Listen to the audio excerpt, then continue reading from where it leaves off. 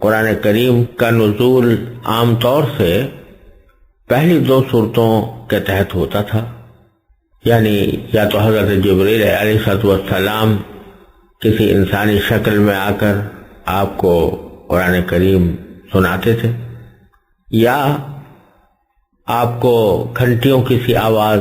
آتی تھی، یعنی فرشتہ آپ کے سامنے نہیں آتا تھا، لیکن جو کچھ قرآن کی آیات نازل ہونی ہوتی تھی وہ آپ کو ایک آواز کی شکل میں آپ کو سنائی دیتی تھی، جس کے لیے آپ نے پہلے یہ سنا ہے کہ آپ نے فرمایا کہ مجھے گھنٹیوں کی سی آواز آتی ہے۔ بہرحال اس طرح 23 سال تک قرآن کریم کے نزول کا سلسلہ جاری ہوا۔ یہ بات تو اکثر و بیشتر مسلمانوں کو معلوم ہوتی ہے کہ قرآن کریم نازل ہونے کا سلسلہ سب سے پہلے مکہ مکرمہ کے غار حرا میں شروع ہوا، جہاں آپ بکثرت عبادت کی غرض سے اعتکاف کرنے کے لیے تشریف لے جایا کرتے تھے اور تنہائی میں اللہ تبارک و تعالیٰ کی عبادت کرتے تھے۔ وہیں پر سب سے پہلے حضرت جبریل علیہ السلام آپ کے پاس پہلی وحی لے کر آئے، اور یہ پہلی وحی 30ویں پارے کی سورہ علق میں پہلی 5 آیتیں ہیں، یعنی اقرأ بسم ربک الذی خلق خلق الانسان من علق اقرأ وربک الاکرم الذی علم بالقلم علم الانسان ما لم یعلم۔ ان آیتوں سے قرآن کریم کے نزول کا آغاز ہوا، اور پھر وقتاً فوقتاً قرآن کریم کی مختلف آیتیں اور بعض اوقات پوری صورتیں حضور اقدس صلی اللہ علیہ وسلم پر نازل ہوتی رہیں، یہاں تک کہ 23 سال کی مدت میں آپ کے پاس قرآن کریم کا مکمل نزول ہو گیا۔ یہ بات طے شدہ ہے کہ سب سے پہلی آیت اقرأ بسم ربک الذی خلق تھی۔ البتہ سب سے آخری آیت کون سی ہے، اس میں روایتیں مختلف ہیں۔ بہرحال جب بھی قرآن کریم حضور اقدس صلی اللہ علیہ وسلم پر نازل ہوتا یا اس کی کچھ آیتیں آپ پر بطور وحی نازل کی جاتی، تو اس وقت آپ صحابہ کرام میں سے کسی کو بلوا کر اس کو ضبط تحریر میں لے آتے تھے۔ یہ تو ہر مسلمان کو معلوم ہے کہ نبی کریم سرور عالم صلی اللہ علیہ وسلم امی تھے، یعنی آپ لکھتے پڑھتے نہیں تھے، اور اللہ تبارک و تعالیٰ نے آپ کے ذریعے یہ معجزہ ظاہر کرانا تھا کہ ایک طرف آپ امی ہیں، لکھتے پڑھتے نہیں ہیں، اور دوسری طرف آپ کی زبان مبارک پر ایسا کلام جاری ہو رہا ہے جس کے آگے عربوں کے بڑے بڑے فصیح و بلیغ لوگوں نے گھٹنے ٹیک دیے، اور پھر وہ کلام آپ کے حافظے میں اس طرح محفوظ ہو گیا کہ آپ کو کبھی اس سلسلے میں بھول پیش نہیں آئی۔ تو اس سے دنیا کو یہ دکھانا تھا کہ یہ خود آپ کا بنایا ہوا کلام نہیں ہے، بلکہ اللہ جل جلالہ کا بھیجا ہوا کلام ہے۔ اس غرض کے لیے آپ کو امی رکھا گیا تھا، یعنی آپ لکھتے پڑھتے نہیں تھے، لیکن جب قرآن کریم نازل ہوتا تو آپ صحابہ کرام میں سے کسی کو بلا کر اس کو جتنا حصہ نازل ہوا ہے وہ لکھوا دیا کرتے تھے۔ اس موقع پر خاص طور پر حضرت زید بن ثابت رضی اللہ تعالیٰ عنہ اپنا واقعہ بیان فرماتے ہیں۔ وہ فرماتے ہیں کہ جب آپ پر وحی نازل ہوتی تو آپ کو سخت گرمی لگتی تھی، اور آپ کے جسم مبارک پر پسینے کے قطرے موتیوں کی طرح ڈھلکتے لگتے تھے۔ پھر جب آپ سے یہ کیفیت ختم ہو جاتی تو میں کسی جانور کے مونڈھے کی ہڈی یا کسی اور چیز کا کوئی ٹکڑا لے کر خدمت میں حاضر ہوتا،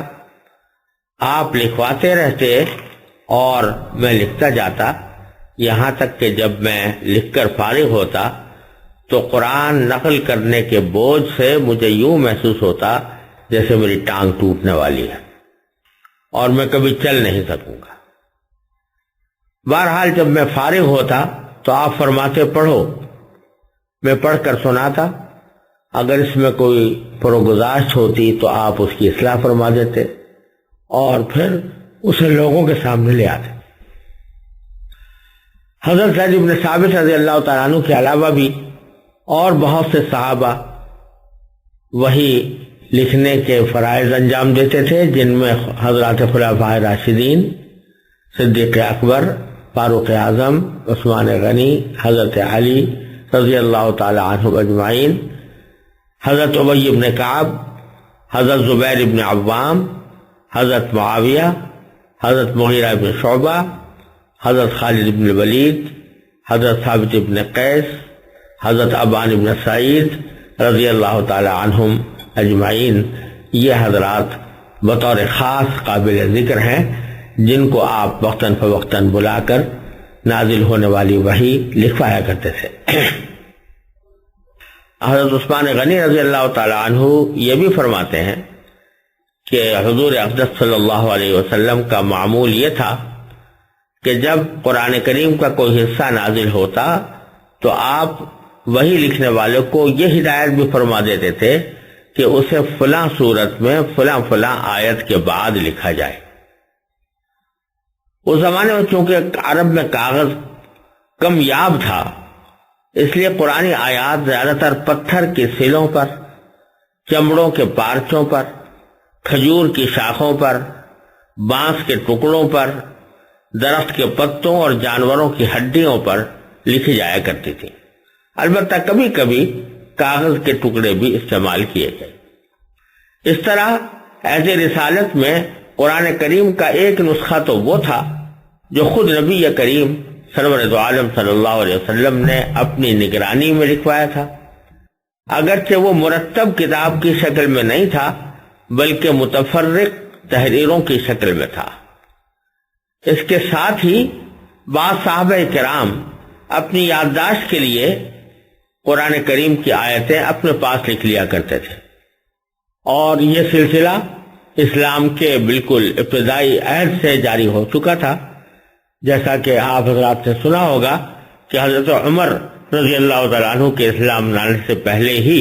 ان کی بہن حضرت اور ان کے بہنوئی حضرت سعید بن زید نے ایک صحیفے میں قرآن کریم کی آیتیں لکھی ہوئی تھیں جو سورہ طٰہٰ پر مشتمل تھی، اور حضرت عمر رضی اللہ تعالیٰ عنہ نے ان کو پڑھا۔ لیکن حضور اقدس صلی اللہ علیہ وسلم کے زمانے میں قرآن کریم کے جتنے نسخے لکھے گئے تھے ان کی کیفیت یہ تھی کہ وہ متفرق اشیاء پر لکھے ہوئے تھے۔ کوئی آیت چمڑے پر لکھی ہوئی ہے، کوئی درخت کے پتے پر لکھی ہوئی ہے، کوئی ہڈی پر، یا وہ مکمل نسخے نہیں تھے۔ کسی صحابی کے پاس ایک صورت لکھی تھی، کسی کے پاس 10-5 صورتیں لکھی ہوئی تھیں، اور کسی کے پاس صرف چند آیتیں تھیں، اور بعض صحابہ کے پاس آیتوں کے ساتھ اس کی تفسیر بھی لکھی ہوئی تھی۔ لیکن اس سے یہ نہ سمجھا جائے کہ یہ نسخے جو متفرق طور پر تیار ہوئے تھے یہ کوئی اجنبی قسم کے نسخے تھے۔ واقع یہ ہے کہ عرب میں سب سے زیادہ بھروسہ اپنے حافظے پر کیا جاتا تھا، اور جو ہی کوئی آیت نازل ہوتی رسول کریم سرور دو عالم صلی اللہ علیہ وسلم اس کو صحابہ کرام کے مجمع کے سامنے پڑھ کر سناتے، اس کو پڑھنے کا طریقہ بھی بتاتے اور سکھاتے، اور لوگوں کو اس کو یاد کرنے کی ترغیب بھی دیتے۔ نتیجہ یہ کہ صحابہ کرام ان آیتوں کو اچھی طرح یاد کرتے تھے، اور یاد کرنے کو پختہ کرنے کے لیے ایک مسلسل سلسلہ یہ تھا کہ نمازوں کے اندر ان کی تلاوت کی جاتی تھی، اور صحابہ کرام میں اس شخص کو بڑا صاحب منصب، بڑا صاحب وسیلہ سمجھا جاتا تھا، افضل سمجھا جاتا تھا، جو جتنا زیادہ قرآن کریم اس کو یاد ہو اتنا ہی اس کو اپنے معاشرے میں فضیلت حاصل ہوتی تھی، لہذا صحابہ کرام ایک دوسرے سے بڑھ چڑھ کر قرآن کریم کو یاد کرنے اور اس کو محفوظ کرنے کی فکر میں رہتے تھے، یہاں تک کہ جب کوئی شخص ہجرت کر کے مکہ مکرمہ سے مدینہ طیبہ آتا تو آپ اسے انصاریوں میں سے کسی کے حوالے فرما دیتے تاکہ وہ اسے قرآن سکھائے، اور مسجد نبوی میں قرآن سیکھنے سکھانے والوں کی آوازوں کا اتنا شور ہونے لگا تھا کہ رسول اللہ صلی اللہ علیہ وسلم کو یہ تاکید فرمانا پڑی کہ اپنی آوازیں پست کرو تاکہ کوئی مغالطہ پیش نہ آئے۔ اس طرح صحابہ کرام نبی کریم صلی اللہ علیہ وسلم سے قرآن کریم کے الفاظ کو بھی پڑھتے تھے، اس کے معنی بھی سیکھتے تھے، اس پر عمل کرنے کا طریقہ بھی سیکھتے تھے، اور اس طرح صحابہ کرام میں بہت بڑی جماعت ایسے حضرات کی تھی جو پورے قرآن کے حافظ تھے۔ لہذا ایک طرف قرآن کریم حافظوں میں محفوظ تھا اور دوسری طرف حضور اقدس صلی اللہ علیہ وسلم کی لکھوائی ہوئی آیتیں ایک متفرق نسخے کی شکل میں موجود تھی۔ بہت سے صحابہ کرام کے پاس خود ان کے اپنے مجموعے لکھے ہوئے موجود تھے، لیکن جب نبی کریم سرور دو عالم صلی اللہ علیہ وسلم کا وصال ہوا تو حضرت صدیق اکبر رضی اللہ تعالیٰ عنہ نے اپنے عہد خلافت میں یہ ضروری سمجھا کہ قرآن کریم کے ان منتشر حصوں کو یکجا کر کے محفوظ کر دیا جائے، ایک کتابی شکل میں محفوظ کر دیا جائے۔ انہوں نے یہ کارنامہ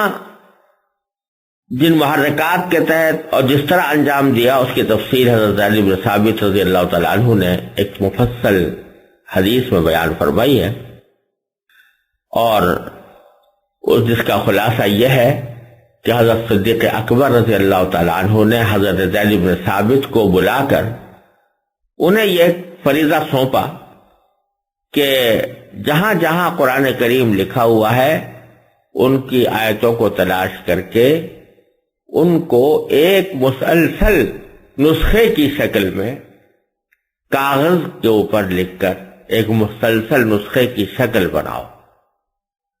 تاکہ وہ ایک مکمل کتابی صورت میں محفوظ ہو جائے۔ حضرت زید بن ثابت فرماتے ہیں کہ خدا کی قسم اگر یہ حضرات مجھے کوئی پہاڑ ڈھونے کا حکم دیتے تو مجھ پر اس کا اتنا بوجھ نہ ہوتا جتنا اس کام کا ہوا۔ بالآخر انہوں نے یہ کارنامہ انجام دینا شروع کیا، اور اس کی جو تفصیل روایات میں آئی ہے وہ یہ تھی کہ ان کا طریقہ کار یہ تھا کہ وہ خود حافظ قرآن تھے، لہذا وہ اپنی یادداشت سے پورا قرآن لکھ سکتے تھے۔ ان کے علاوہ بھی بہت سے افراد اس وقت موجود تھے، ان کی ایک جماعت بنا کر بھی قرآن کریم لکھا جا سکتا تھا۔ نیز قرآن کریم کے جو نسخے حضور اقدس صلی اللہ علیہ وسلم کے زمانے میں لکھے گئے تھے، حضرت زید ان سے بھی قرآن کریم نقل فرما سکتے تھے، لیکن انہوں نے احتیاط کے پیش نظر صرف کسی ایک طریقے پر بس نہیں کیا، بلکہ ان تمام ذرائع سے بیک وقت کام لے کر اس وقت تک کوئی آیت اپنے صحیفے میں درج نہیں فرمائی جب تک اس کے متواتر ہونے کی تحریری اور زبانی شہادتیں نہیں مل گئی۔ اس کے علاوہ نبی کریم صلی اللہ علیہ وسلم نے قرآن کریم کی جو آیات اپنی نگرانی میں لکھوائی تھیں وہ مختلف صحابہ کے پاس محفوظ تھی۔ حضرت زید نے انہیں یکجا فرمایا تاکہ نیا نسخہ ان سے ہی نقل کیا جائے۔ چنانچہ یہ اعلان عام کر دیا گیا کہ جس شخص کے پاس قرآن کریم کی جتنی آیات لکھی ہوئی موجود ہوں وہ حضرت زید کے پاس لے آئے، اور جب کوئی شخص ان کے پاس قرآن کریم کی کوئی لکھی ہوئی آیت لے کر آتا تو وہ 4 طریقوں سے اس کی تصدیق کرتے تھے۔ سب سے پہلے اپنی یادداشت سے اس کی توثیق کرتے، پھر حضرت عمر بھی حافظ قرآن تھے، اور روایات سے ثابت ہے کہ حضرت ابو بکر نے ان کو بھی اس کام میں حضرت زید کے ساتھ لگا دیا تھا، اور جب کوئی شخص کوئی آیت لے کر آتا تو حضرت زید اور حضرت عمر دونوں مشترک طور پر اسے وصول کرتے تھے۔ پھر کوئی لکھی ہوئی آیت اس وقت تک قبول نہیں کی جاتی تھی جب تک دو قابل اعتبار گواہوں نے اس بات کی گواہی نہ دی ہو کہ یہ آیت نبی کریم صلی اللہ علیہ وسلم کے سامنے لکھی گئی تھی۔ پھر اس کے بعد ان لکھی ہوئی آیتوں کا ان مجموعے کے ساتھ مقابلہ کیا جاتا تھا جو مختلف صحابہ کرام نے تیار کر رکھے تھے۔ اس طرح یہ قرآن کریم کا پہلا نسخہ حضرت صدیق اکبر رضی اللہ عنہ کے عہد مبارک میں پہلا مکمل نسخہ جو کاغذ پر لکھا ہوا تھا تیار ہوا، اور اس کا فائدہ یہ ہوا کہ یہ ایک ایسا ماخذ اور مرجع بن گیا کہ اگر کبھی کسی شخص کو کسی آیت کے کسی لفظ میں کوئی ذرا بھی شبہ ہو تو وہ اس نسخے کی طرف رجوع کر کے اس کی تصدیق یا توثیق کر سکتا تھا۔ حضرت عثمان رضی اللہ تعالیٰ عنہ کے زمانے تک یہ سلسلہ اسی طرح رہا۔ حضرت عثمان رضی اللہ تعالیٰ عنہ کے عہد مبارک میں اسلام بہت سے مختلف ملکوں کی طرف پھیل چکا تھا۔ شام کے بہت سے علاقے فتح ہو چکے تھے، ایران کے بہت سے علاقوں میں اسلام پہنچ چکا تھا، اور وہاں لوگ قرآن کریم اپنے حافظے سے پڑھتے اور پڑھاتے چلے آ رہے تھے۔ حضرت عثمان رضی اللہ تعالیٰ عنہ کو یہ اندیشہ لاحق ہوا کہ اگر ان کے سامنے کوئی تحریری نسخہ نہ ہوا تو کہیں ایسا نہ ہو کہ ان کے درمیان قرآن کریم کے بارے میں کوئی اختلافات پیدا ہونے لگے، لہذا حضرت عثمان رضی اللہ تعالیٰ عنہ نے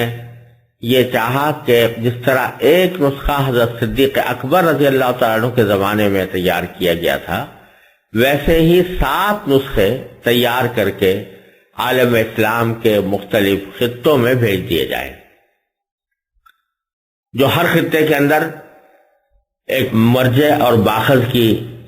حیثیت اختیار کریں، اور لوگ اگر کہیں کسی قرآن کے کسی لفظ کے پڑھنے میں کوئی تنازع ہو یا کوئی اختلاف ہو تو لوگ اس کی طرف رجوع کر سکیں۔ چنانچہ حضرت عثمان رضی اللہ تعالیٰ عنہ نے حضرت زید بن ثابت رضی اللہ تعالیٰ عنہ کو دوبارہ بلایا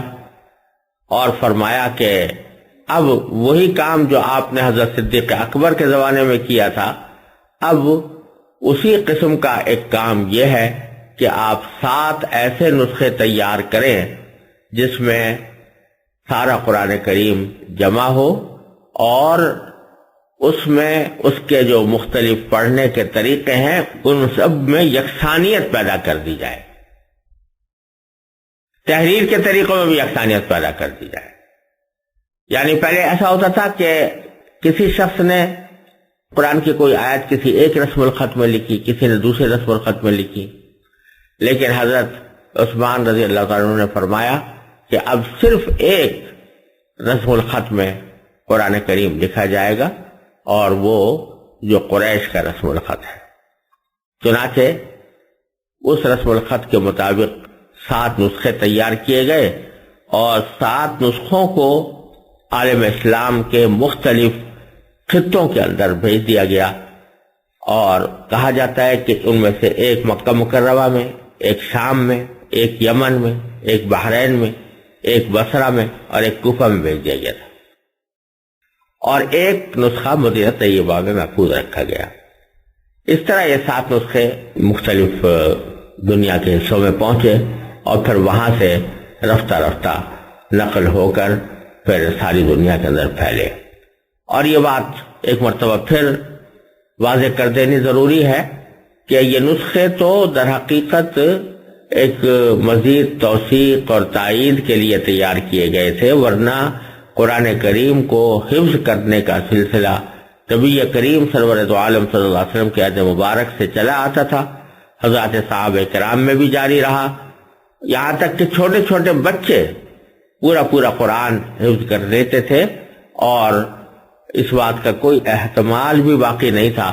کہ قرآن کریم کے اندر کوئی معاذ اللہ ادنا تبدیلی بھی ہو سکے۔ یہ بات یاد رکھنی ضروری ہے کہ حضور اقدس نبی کریم سرور دو عالم صلی اللہ علیہ وسلم سے پہلے جتنے انبیاء کرام علیہ السلام تشریف لائے، ان سب کا تقریباً معاملہ یہ تھا کہ وہ کسی خاص قوم کے لیے، کسی خاص قبیلے کے لیے بھیجے گئے تھے، اور ان کی رسالت کا دائرہ کار کسی خاص زمانے کی حد تک محدود تھا۔ لہذا ان پر جو کتابیں یا صحیفے نازل ہوئے وہ خود انہی کے عہد مبارک کے لیے تھے، اور اس کے بعد ان کے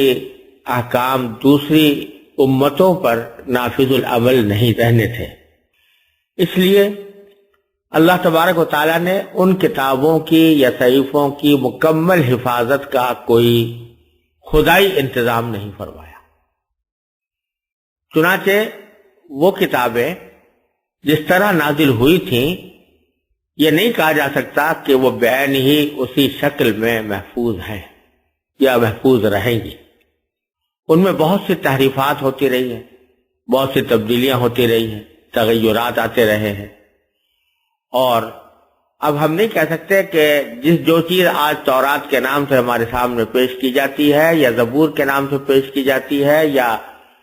انجیل کے نام سے پیش کی جاتی ہے، وہ لفظ بلفظ بعین ہی وہی کتابیں ہیں جو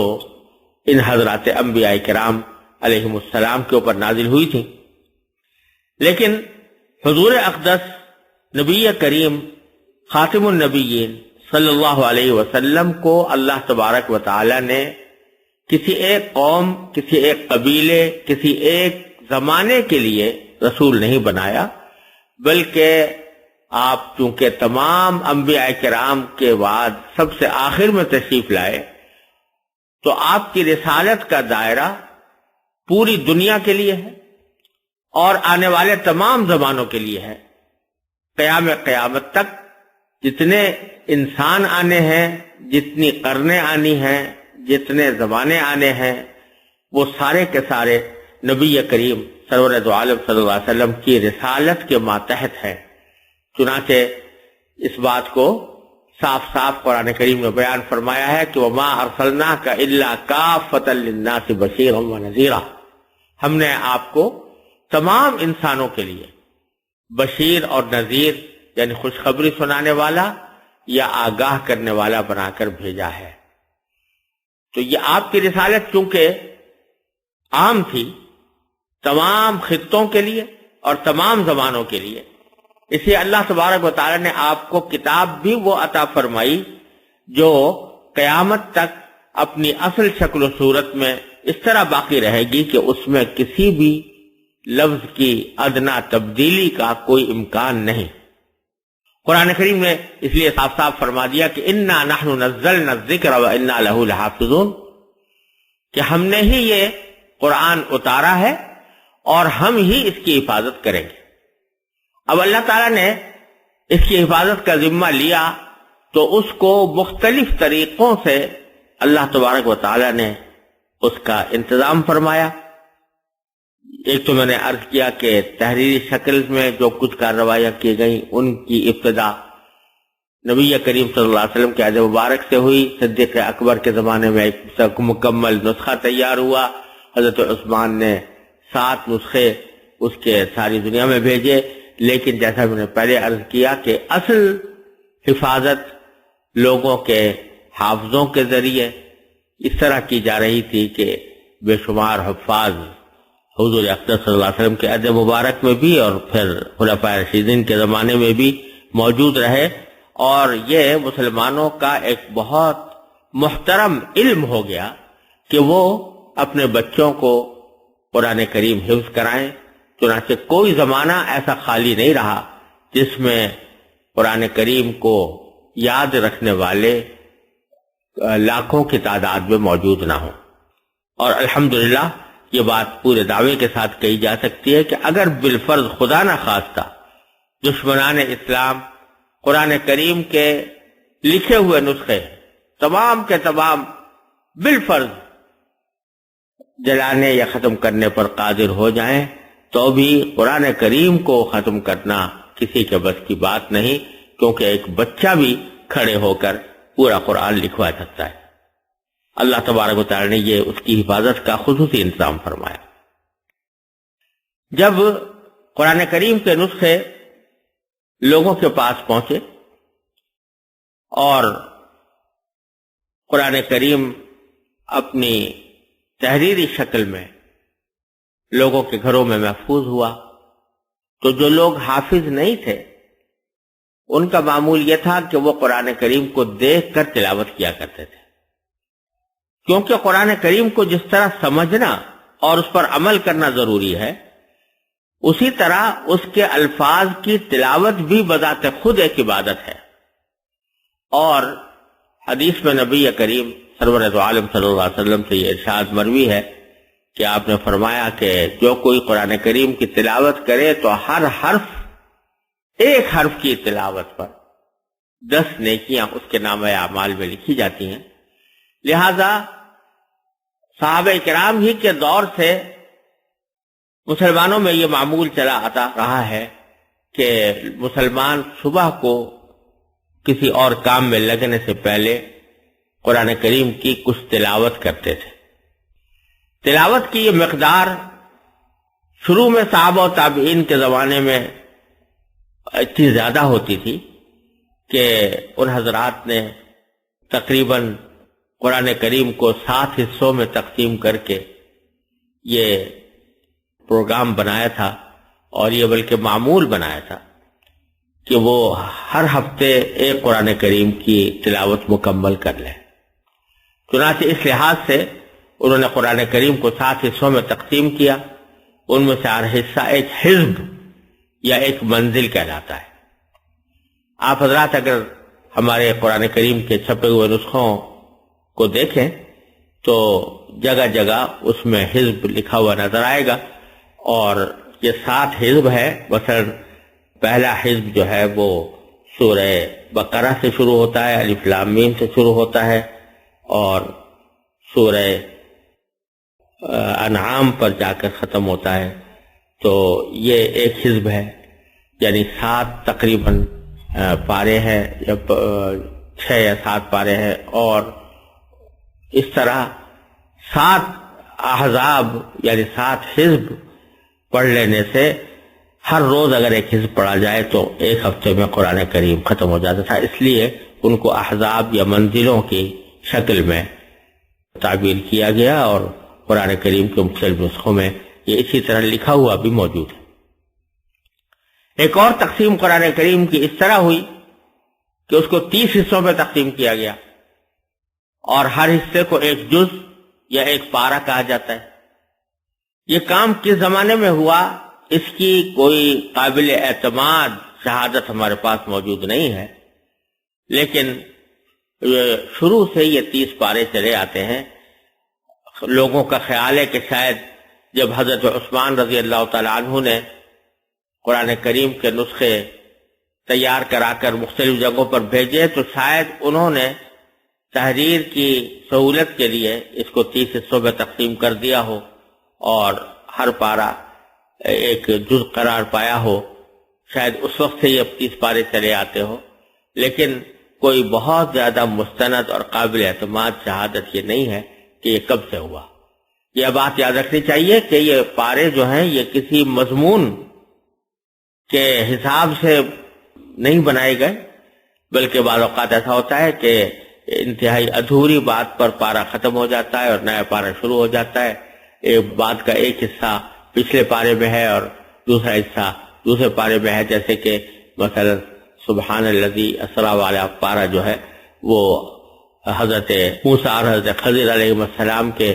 واقعے کے سلسلے میں ایک واقعہ بیان کیا گیا ہے، اور وہ ابھی واقعہ ادھورا ہی تھا کہ اسی میں دوسرا پارہ قال رب اقل لک شروع ہو گیا. تو اس طرح بھی بعض پارے شروع ہوئے ہیں. لہذا یہ تقسیم معنی کے اعتبار سے نہیں ہے، مضمون کے اعتبار سے نہیں ہے، بلکہ یہ 30 مساوی حصے بنا دیے گئے ہیں. اور بعض علماء کرام نے یہ بات فرمائی ہے اور قرین قیاس بھی ہے کہ شاید مکتبوں میں بچوں کو قرآن کریم پڑھانے کے لیے یہ تقسیم کی گئی تھی تاکہ وہ تھوڑے تھوڑے وقفے سے ایک مساوی مقدار اچھی طرح پڑھ سکیں، اس کو ہضم کر سکیں، پھر اس کے بعد پھر آگے بڑھیں. ان کو پارے کہا جاتا ہے. ہمارے بر صغیر کے نسخوں میں ایک اور علامت ہے جو آج تک قرآن کریم پر لکھی ہوئی نظر آتی ہے، اس کو رکوع کہتے ہیں، اور اکثر و بیشتر جہاں رکوع ختم ہو رہا ہوتا ہے تو وہاں حاشیے کے اوپر عین کی علامت لگی ہوتی ہے۔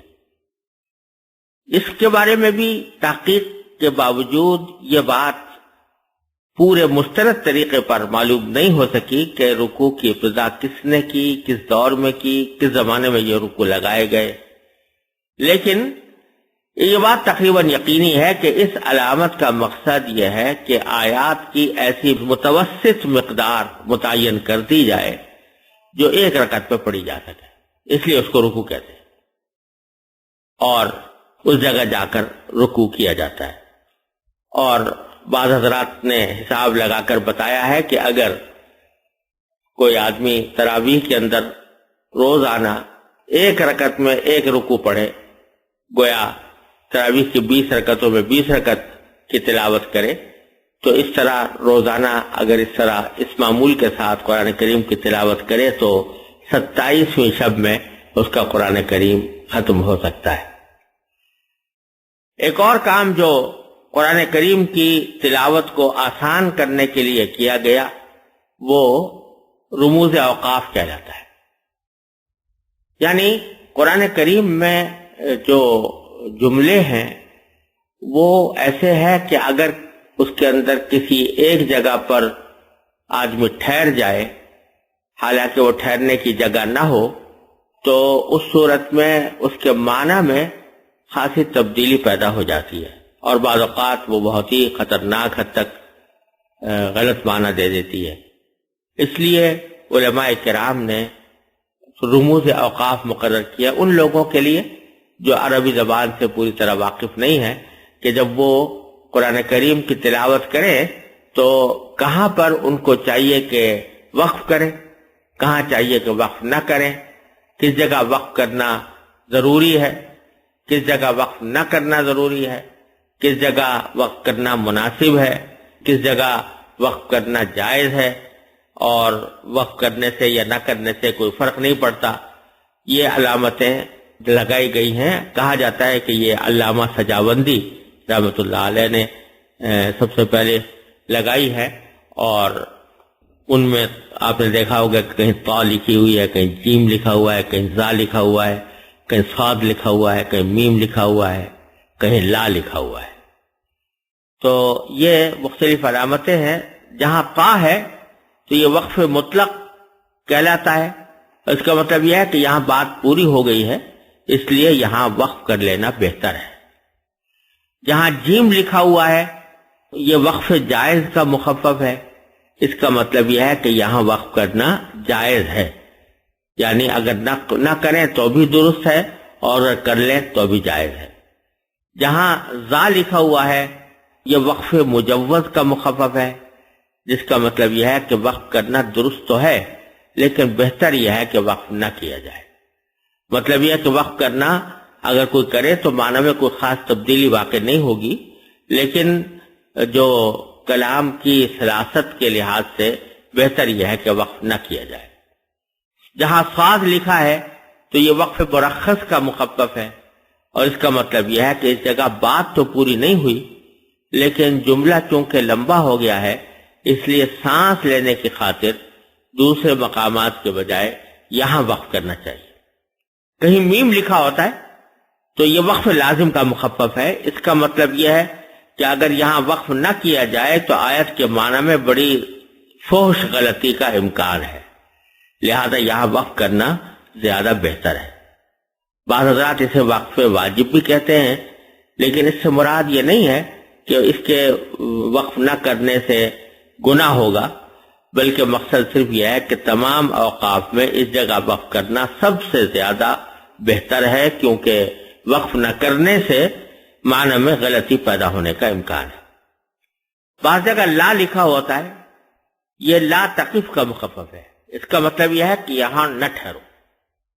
لیکن اس کا منصب یہ نہیں ہے کہ اگر یہاں وقف کر دیا جائے تو کوئی گناہ ہو جائے گا یا یہاں وقف کرنا ناجائز ہے، بلکہ بہت سے مقامات ایسے ہیں جہاں وقف کرنے میں کوئی حرج نہیں، اور اس کے بعد والے لفظ سے ابتدا کرنا بھی جائز ہے، لہذا اس کا صحیح مطلب یہ ہے کہ یہاں وقف کیا جائے تو بہتر ہے کہ اسے دوبارہ لوٹا کر پڑھا جائے، اگلے لفظ سے ابتدا کرنا اچھا نہیں۔ بعض جگہ میم اور عین لکھا ہوتا ہے مع، یہ معانقے کا مخفف ہے، اور یہ علامت اس جگہ لکھی جاتی ہے جہاں ایک ہی آیت کے دو مطلب ہو سکتے ہوں۔ ایک مطلب کے مطابق وقف ایک جگہ ہوگا اور دوسرے مطلب کے مطابق دوسری جگہ، لہذا ان میں سے کسی ایک جگہ وقف کرنا چاہیے، اور ایک جگہ وقف کرنے کے بعد پھر دوسری جگہ وقف کرنا اچھا نہیں۔ مثلا ذالک مثلہم فی التوراۃ ومثلہم فی الانجیل، اگر کسی شخص نے توراۃ پر وقف کیا ہے تو الانجیل پر وقف درست نہیں،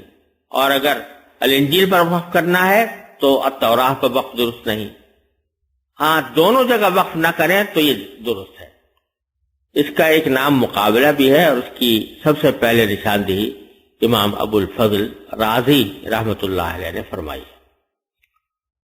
بعض جگہ سکتہ لکھا ہوتا ہے، یہ سکتہ علامت ہے، اور اس کا مقصد یہ ہے کہ اس جگہ رکنا چاہیے لیکن اس طرح کہ سانس نہ ٹوٹے۔ یہاں عموماً یہ علامت اس جگہ لگائی جاتی ہے کہ جہاں اگر سانس توڑ دیا جائے اور سانس بھی ملا، یا سانس نہ توڑا جائے، ملا کر پڑھا جائے تو معنی میں غلط فہمی پیدا ہونے کا اندیشہ ہے۔ اور جہاں وقفہ لکھا ہوتا ہے وہ سکتے سے زیادہ لمبا سانس روکنے کی وہاں ضرورت محسوس ہوتی ہے، اس لیے وقفہ لکھا ہوتا ہے۔ یہ ہیں چند اہم رموز اوقاف جو قرآن کریم کے نسخوں میں پائے جاتے ہیں، اور خاص طور سے ان نسخوں میں جو ہمارے بر صغیر میں پاکستان، ہندوستان وغیرہ میں رائج ہیں۔